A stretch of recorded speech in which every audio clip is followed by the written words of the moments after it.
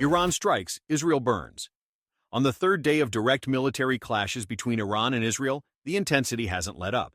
Iran launched approximately 150 ballistic missiles, with some hitting military targets and others striking densely populated areas, including Tel Aviv and Ramat Gan. In response, Israel for the first time attacked several nuclear facilities within Iran on June 13. Following these strikes, Iran escalated its use of more destructive weapons, from hundreds of kamikaze drones to missiles aimed at central Tel Aviv, where widespread panic erupted. According to the Israeli army, the damage is significant, and the number of casualties continues to rise. Strikes hit civilian buildings, causing destruction in the Ramat Gan area, including hundreds of damaged cars and residential homes. One target was a military complex in central Tel Aviv known as Israel's Pentagon, a base located in the northern part of Kaplan Street. Simultaneous missile and kamikaze drone attacks also damaged power grids and logistics centers in adjacent areas. Amidst these events, rumors began circulating about the possible evacuation of Prime Minister Benjamin Netanyahu. According to Anadolu Agency, the Israeli president's plane, known as Wing of Zion, previously used to transport Israel's ambassador to Greece, was tracked in Greek airspace over Athens, controlled by the Greek Air Force. This sparked speculation that a bilateral agreement on the deployment and use of military airfields by both countries might be activated in an emergency. Thus, the theory of Netanyahu leaving Israeli territory began to seem increasingly plausible. Athens, a neutral and relatively safe territory, could serve as a venue for unofficial meetings between high-ranking Israeli and U.S. officials. Despite this, President Trump has not yet officially stated any intention to intervene in the conflict between Israel and Iran. The ongoing damage in key areas of Israel, the rising number of casualties, and the spread of information about the leadership's flight underscore the power and effectiveness of Iran's missile capabilities. In this environment, questions have arisen about the effectiveness of the Iron Dome system, Israel's primary defense technology, previously hailed as the most advanced. According to the Ministry of Defense, Iron Dome is capable of operating in all weather conditions, quickly detecting threats, and effectively intercepting targets. However, the mass launch of ballistic, hypersonic, and long-range missiles used by Iran demonstrated that the system can be overwhelmed. Concurrently, Ben Gurion International Airport was forced to suspend operations, and airspace over the central part of the country was closed. Extensive damage was recorded in the Tel Aviv and Ramat Gan areas, as well as in Haifa and Tamra. In Tamra, a missile hit a two-story residential building, killing one woman and injuring 13 others. Overall, the attack showed that even complex and multi-layered air defense systems, including Iron Dome, can be vulnerable to combined attacks involving kamikaze drones and ballistic missiles, especially when deployed simultaneously and from multiple directions. The Israeli leadership has declared a state of heightened alert. The conflict has moved beyond pinpoint strikes into a phase of full-scale missile confrontation. The fall of Iron Dome, a shattered air defense myth. The Iron Dome air defense system, long considered the pride of Israel and the backbone of the country's defense concept, proved unable to withstand a massive attack involving ballistic missiles, drones, and hypersonic weapons. The system's vulnerability became evident amidst the destruction in Tel Aviv, Ramat Gan, and Haifa. The core principle of Iron Dome, intercepting short-range threats up to 70 km away, was inapplicable to the types of weapons used by Iran. According to Israeli military statements, over 300 targets simultaneously crossed Israeli airspace, ranging from kamikaze drones and ballistic missiles to, as the Iranian side claims, hypersonic projectiles.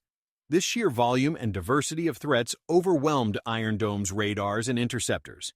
The system was designed for selective interception of individual rockets, not mass strikes with multiple trajectories. According to Israeli defense companies involved in its development, Iron Dome's interception effectiveness previously stood at about 90%. However, the current conflict has cast doubt on those figures. As military analyst Mohammed Solom from Paskasar Junadoha Institute noted, the system can only effectively counter a limited number of short-range rockets. Iran, however, is employing a completely different tactic: combined salvos covering large areas and built on coordinated strikes. Iron Dome was developed in the early 2010s based on the experience of the Second Lebanon War, during which Israel was subjected to rocket fire from Hezbollah. Later, the U.S. invested billions of dollars in the system's development, placing it among the most advanced air defense assets globally. The complex consists of three main components: a radar, a computer for calculating threat trajectories, and a launch unit with interceptors. However, the events of June 2025 demonstrated that even the most modern equipment doesn't guarantee complete protection. The adversary, possessing a technically less advanced but tactically flexible arsenal, managed to overcome the defense through the quantity, direction, and speed of its attacks. The system's key weakness was that each interception requires high precision and calculation time, which simply wasn't available with multiple simultaneous threats. Besides Iron Dome, Israel also utilized other defense elements, including the Arrow 1, Arrow 3, and David's sling systems. Arrow 3 is designed to intercept ballistic targets at ranges over 100 kilometers, while David's sling covers medium ranges up to 70 km. Yet, these also showed limited effectiveness under sudden and dense attacks. According to official reports, at least 40% of threats were not intercepted, leading to direct hits on residential areas. The Israeli Ministry of Defense indicated that one reason for the failure was the hypersonic missiles used in the attack. Their high speed and maneuverability make them extremely difficult to track. The Iranian side claims it used the Khaybar Sheikhan, also known as K-bar, ballistic missile in the attack, launched for the first time in May. This weapon, according to Fars news agency, is equipped with a hypersonic maneuverable warhead. Israeli military officials, in turn, denied the hypersonic nature of the missiles, stating that the munition type was identical to those used by Iran previously in April and October 2024. Nevertheless, the army acknowledged that the attack inflicted serious damage and that, under current conditions, 100% interception cannot be guaranteed. The situation is exacerbated by the fact that attacks originated from various directions.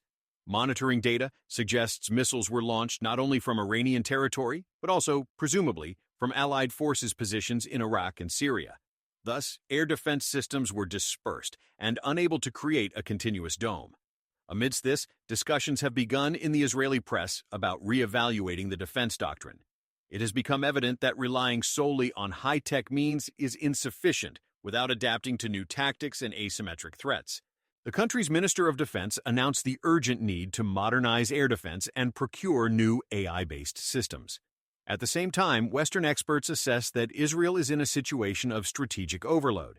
Each interception costs millions of dollars, while Iranian missiles are produced dozens of times cheaper. This creates not only a military, but also an economic threat to the sustainability of defense systems. The failure of Iron Dome doesn't signify the complete collapse of Israeli defense, but it calls into question the very concept upon which it was built. The world has witnessed how, in a new type of war, old approaches cease to work. Now, Israel faces a choice: either acknowledge the need to revise its paradigm or prepare for new, even more devastating strikes. Netanyahu's alleged flight, speculation, and reality. Amidst the unfolding military catastrophe in Tel Aviv and Ramat Gan, a new wave of rumors swept through the information space, creating as much uproar as the missile strikes themselves. These rumors concerned the possible flight of Israeli Prime Minister Benjamin Netanyahu from the country. Reports first emerged after the Anadolu agency tracked the movement of the Wing of Zion aircraft, Israel's official presidential jet, in the airspace near Athens. This plane had previously been used for diplomatic missions, including a recent flight by the Israeli ambassador to Greece. However, against the backdrop of military escalation, its appearance in Greek Air Force-controlled airspace fueled speculation about emergency consultations in a neutral zone or even an attempt to evacuate the country's top leadership. Greece, a NATO member, is considered a safe platform for secret or unscheduled meetings with allies, primarily U.S. representatives. The rumors were further fueled by reports of a decrease in Netanyahu's public activity. For over 24 hours after the missile strikes began, he did not appear on television, nor did he make urgent statements. It was almost 30 hours after the attack started that a video emerged of him speaking, in which he accused Iran of widespread aggression against civilians and vowed a harsh response. Nevertheless, information continued to circulate on Israeli social media and messengers like Telegram and X, formerly Twitter, about a possible temporary relocation of the government to southern regions or even outside the country. Some sources claimed that a government-level underground shelter, capable of operating autonomously for several weeks, had been prepared in Beersheba. However, no official sources confirmed these claims. With missile strikes continuing for a third consecutive day, any signs of potential government disorganization were immediately perceived as a loss of control. Spontaneous protests were reported in Tel Aviv outside administrative buildings, where citizens demanded a public appearance and explanations from the head of government. According to police, the situation remained tense but without widespread unrest. In parallel, international media picked up on this narrative. Analytical reviews from American, Turkish, and British TV channels featured theories about a possible evacuation for strategic negotiations with the U.S., as well as a temporary retreat to ensure the safety of the country's governance. Such steps have been taken previously under nuclear threats, but in Israel, such measures are extremely rare and are perceived as a sign of extreme vulnerability. It's worth noting that internal tensions intensified due to reports of security personnel casualties. Among the 70 officially wounded, at least 7 were military personnel, including air defense officers operating Iron Dome batteries in the Netanya area. These army losses, coupled with a partial loss of control over airspace, heightened the perception of crisis. In this context, any signal of potential indecisiveness from the political leadership was painfully received by the public. Netanyahu's political opponents accused him of being unprepared to lead a crisis war, and once again being out of the country at a critical moment. Opposition representatives from the Yesh Atid and National Unity blocs called for the formation of a temporary National Defense Committee, including not only the government, but also parliamentary parties. Meanwhile, the Prime Minister's press service issued a brief statement denying any actions related to Benjamin Netanyahu leaving Israel and called the media reports speculation bordering on undermining public stability. It was also emphasized that the Army and Cabinet Command operations are being conducted from an operational center in Jerusalem. Nevertheless, public trust in official information was eroded amidst the destruction in Ramat Gan, Haifa, and Tamra, the lack of access to shelters, and limited civil defense response. The population increasingly turned to unofficial channels, leading to a war of rumors where every piece of information could destabilize an entire region. The situation with the Wing of Zion plane in Athens remains without definitive explanation, despite denials. Its presence in Greek airspace was confirmed by publicly available flight tracking systems. In a large-scale crisis, any ambiguity becomes fodder for political conclusions. Thus, even without direct evidence of Netanyahu's evacuation, the mere emergence of this topic in the media space became an indicator of public anxiety and distrust.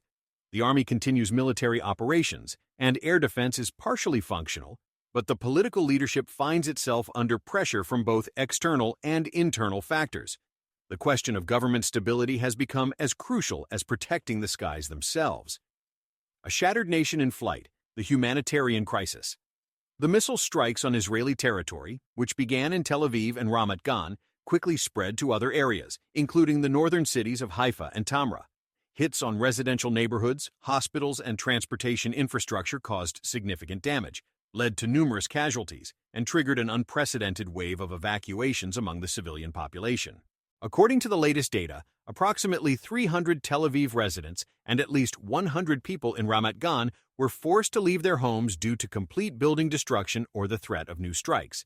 A particularly dire situation unfolded in Tamra, northern Israel, where, according to emergency services, an Iranian missile hit a 2-story residential building, killing 1 woman and injuring 13 others with varying degrees of severity, many of them children and the elderly. Dozens of Magen David Adom teams are on site, but emergency service resources are stretched to their limit. In Haifa, the industrial capital of the north, strikes hit areas adjacent to strategic facilities, oil depots, logistics centers, and railway hubs. Fires caused by missile impacts quickly spread to neighboring areas. Preliminary data indicates at least 5 people were injured, several neighborhoods lost power, and ambulance stations switched to autonomous operation. In Ramat Gan, where the strikes began on the first day of the attack, the consequences are felt particularly acutely. At least 40 buildings have been damaged, including 3 multi-story residential complexes. Explosions shattered windows, stairwells collapsed, and water supply and communication systems were damaged. Some residents remain trapped in their apartments. Rescuers and Army engineering units are working around the clock to clear debris. Eyewitness accounts suggest some homes were completely destroyed, as if by an earthquake. Residents who lost their homes are temporarily housed in school gymnasiums, underground parking lots, and even city metro cars used as shelters. The Ministry of Health has reported a shortage of hospital beds in the central and northern parts of the country, as well as a shortage of blood, medicines, and resuscitation equipment. Field hospitals have been set up with the participation of the Israel Defense Forces. Amidst the escalating humanitarian crisis, more and more civilian organizations, including the International Red Cross, Doctors Without Borders, and UNOCHA, are demanding access to affected areas. However, ongoing missile attacks prevent the establishment of safe corridors. According to a UN representative, the Israeli population is facing the most devastating attack in the last 2 decades. A growing sense of public anxiety is especially concerning. According to an NSS Institute poll, 64% of surveyed Israelis stated they don't feel safe even in equipped shelters, and 47% expressed distrust in government statements about controlling the situation. These are unprecedented figures for Israel, where faith in the strength of the army and the state is traditionally high. The humanitarian burden is intensified because infrastructure in affected areas has been destroyed. Supply lines are disrupted, water supplies are cut off, supermarkets and pharmacies are closed, and public transport has stopped. Police and army units are distributing food and water using armored vehicles. However, in some areas, especially on the outskirts of Tel Aviv and Rishon LeZion, there are reports of looting and chaotic actions caused by the lack of centralized assistance. Simultaneously, videos of the destruction spread on social media and in the media, including one from a hospital in Beersheba, where fragments damaged external modules of the medical center. Authorities initially denied significant damage, but under pressure from the public and international journalists, were forced to admit localized destruction without casualties. However, independent sources indicate the presence of seriously wounded among staff and patients. Israeli society is experiencing a psychological breaking point. The attacks on civilian targets were a shock to a nation accustomed to interceptions and preemptive operations. However, the scale, density, and coordination of the current attacks demonstrated vulnerability even in the heart of the country. Against this backdrop, the government announced immediate funding for the construction of new bomb shelters in frontline cities, the creation of mobile hospitals, the strengthening of medical logistics, and the formation of special teams to work with evacuees.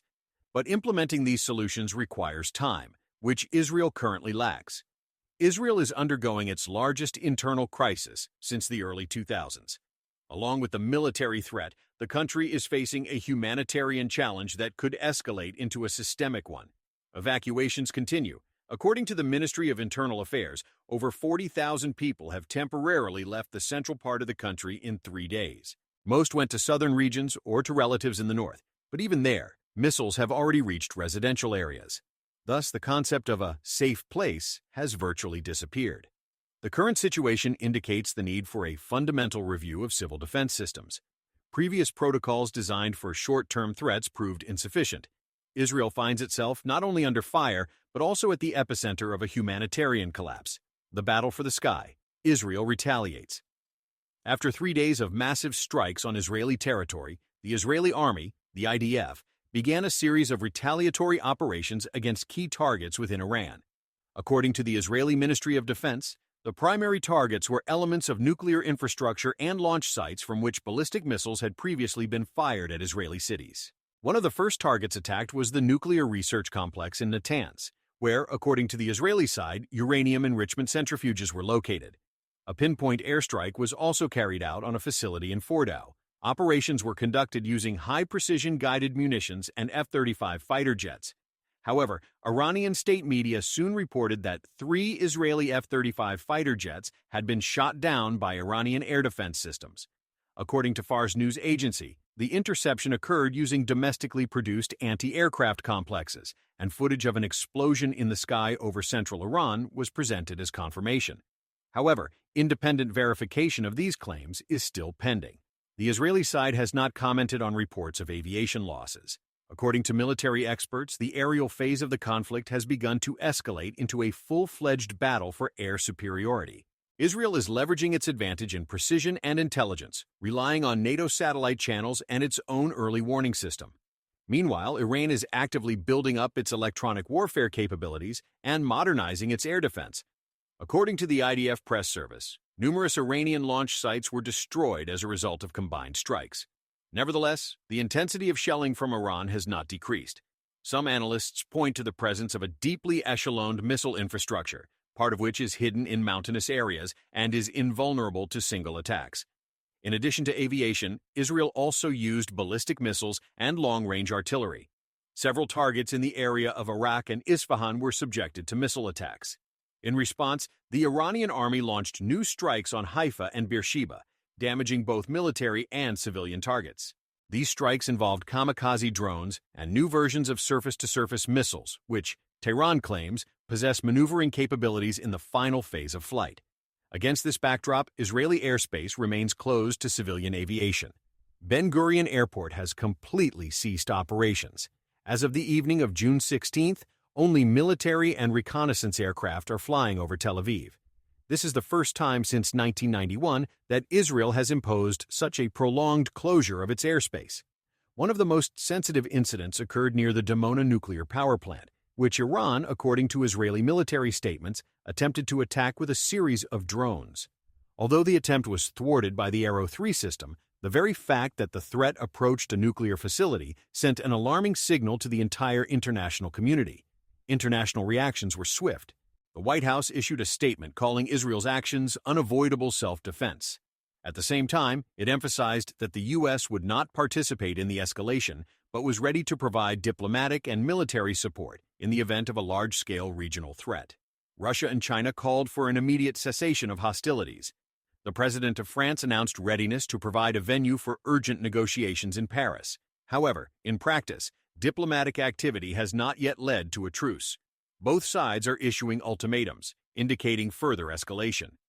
Meanwhile, aerial combat continues. Israel is strengthening air coverage over key regions, including with naval air defense. Some Arrow 3 batteries have been temporarily moved near Haifa and Netanya. In addition, new iron beam laser systems were deployed in a test combat mode. Their effectiveness has not yet been disclosed, but according to military sources, one attack successfully shot down a drone using a laser cannon. The situation in the region is characterized as an unstable equilibrium. Both sides have suffered losses, both possess the potential for further strikes, and neither shows readiness for de-escalation. Airstrikes, accompanied by infrastructure attacks, indicate a possible escalation of the conflict into a protracted phase with elements of cyber warfare, information pressure, and international intervention. Thus, the confrontation has reached a qualitatively new level, not just an exchange of blows, but a struggle for strategic dominance in the air and on the ground. The battle for the sky is now key to the future configuration of the Middle East, and each side is betting not on an immediate victory, but on a grueling advantage in the next round. World on the brink. What's next? After 5 days of intensive hostilities between Iran and Israel, the conflict has moved beyond a bilateral confrontation and become an international crisis. Amidst the destruction, humanitarian catastrophe, hundreds of injured, and escalating information warfare, a key strategic tension has emerged. Will de-escalation be achieved, or will the region descend into full-scale war? Diplomatic channels are operating at their limit. The U.S. has intensified contacts with NATO allies and is holding closed consultations with Turkey, Saudi Arabia, and Egypt. Israel has urgently dispatched a delegation to Washington to discuss the possibility of expanded missile defense assistance and enhanced intelligence cooperation. At the same time, the White House administration has publicly called for an immediate ceasefire from both sides, avoiding harsh condemnations against Tehran. Russia has adopted a mediator stance, with the Kremlin proposing talks in Sochi involving representatives from Iran and Israel, supported by the CSTO and SCO. China has initiated a trilateral dialogue on the BRICS platform, emphasizing the need for regional peace and energy stability. However, both initiatives lack concrete timelines and confirmations from the conflicting parties. Domestically, Israel faces a new phase of crisis. The civilian population is disoriented, and the army is transitioning to full mobilization of reservists. Partial border controls have been implemented. Rocket attacks continue despite a series of pinpoint IDF operations to destroy Iranian launch platforms. Military analysts point to the likelihood of another shockwave attack using cluster or chemically modified munitions, which would risk violating international conventions by Iran. Internal consolidation is also felt in Iran. The government in Tehran has announced a nationwide mobilization of air defense forces, and mass demonstrations have taken place in several cities, supporting the response to the Zionist regime's aggression. The strategic narrative has shifted towards defending Islamic dignity and the need to liberate Jerusalem from occupation. This creates an ideological foundation for the continuation of the conflict without the need for immediate diplomatic concessions. The economic consequences are already being felt. Oil prices have exceeded $100 per barrel, and Middle Eastern markets are showing record volatility. The Suez Canal has partially restricted cargo traffic due to fears of sabotage. Airlines have canceled flights to Tel Aviv, Dubai, and Tehran. International insurance agencies have raised risk coefficients for the entire zone from the eastern Mediterranean to the Persian Gulf. Simultaneously, a battle is raging in the digital space. Iranian and Israeli hacker groups are conducting active cyber attacks on critical infrastructure, power grid control systems, bank servers, and satellite communication channels. Disruptions have been recorded in the operation of government portals and transport systems.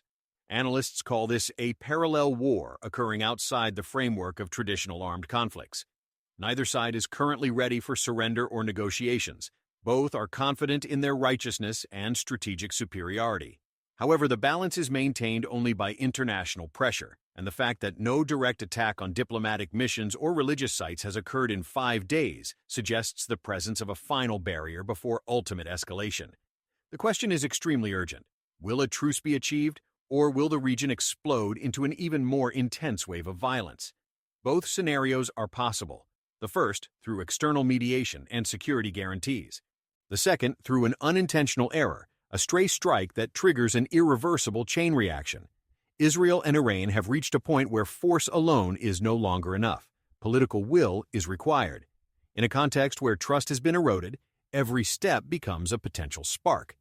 The world waits, the region balances on the edge, and the choices of leaders will determine whether this conflict becomes the beginning of a new global catastrophe or a rare chance to stop before it's too late. The conflict between Iran and Israel, which began with a massive attack of ballistic missiles and drones, quickly escalated into a large-scale military confrontation engulfing key cities including Tel Aviv, Haifa, and Tamra. The destruction, civilian casualties, overwhelming of the Iron Dome air defense system, and mass evacuation of the population have created an unprecedented crisis that the country hasn't faced in decades. Amidst this military escalation, internal political tensions have intensified, fueled by rumors of Benjamin Netanyahu's evacuation, growing distrust in official information, and unrest among the civilian population. Israel's response, in the form of attacks on Iranian nuclear facilities and aerial operations involving F-35s, only strengthened the feeling that the world has reached the brink of a new large-scale conflict. In parallel with military actions, cyber attacks, economic turmoil, and diplomatic maneuvering have begun. The U.S., Russia, China, and Europe are trying to halt the escalation, but have so far been unsuccessful. The world is holding its breath, waiting to see if a diplomatic breakthrough will occur, or if the Middle East will plunge into a long, destructive war with global consequences. Given the comprehensive overview of the escalating conflict, what specific actions do you think international bodies should prioritize to prevent further devastation?